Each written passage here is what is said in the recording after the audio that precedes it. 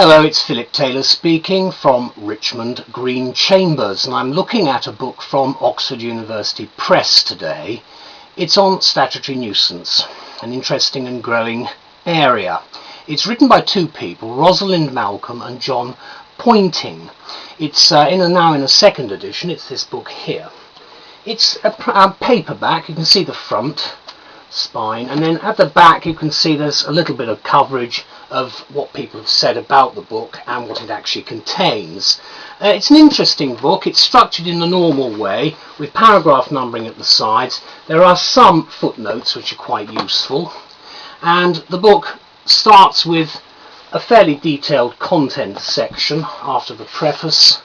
Then you've got cases and of course a few statutes. What you do have with the chapters is a little index at the front of each chapter which shows you what they're covering.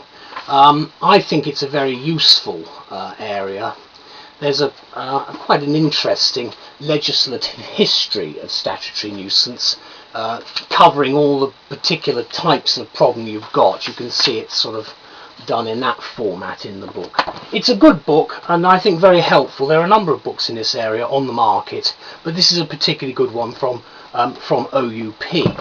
We have written a nice review of the book. It's quite a heavy book, as you can probably see.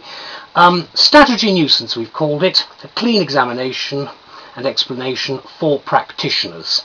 And what we've said is this, that the growing menace of nuisance inevitably means more volumes of contentious litigation, although the courts generally display a certain reluctance to intervene, as I'm sure many practitioners know, in these matters, as do of course the police and local authorities. Nonetheless, statutory nuisance is becoming an expanding area of law for many people.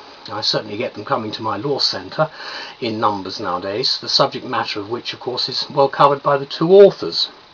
Statutory nuisance, as the name indicates, are actually created by statute, and there's a list of them in section 79 of the Environmental Protection Act.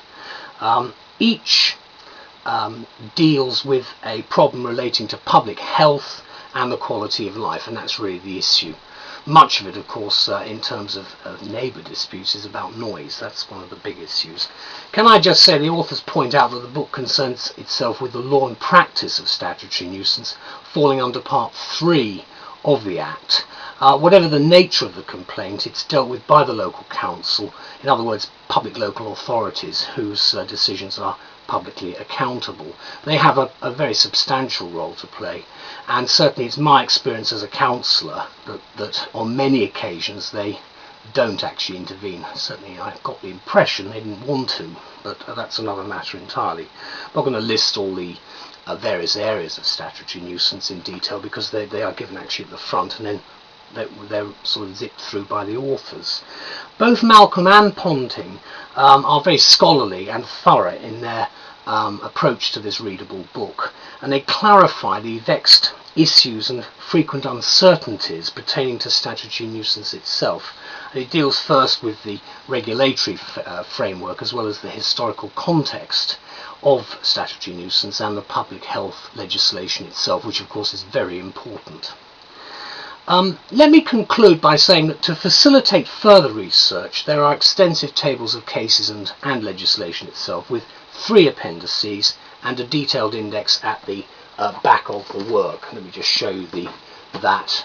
You can see the index there, and you can also see the appendices, which has actually got the legislation properly listed. In short, therefore, the book is an invaluable resource for practitioners in this frequently complicated and often intuitive area of law. So thank you very much to both authors and to OUP for an excellent publication.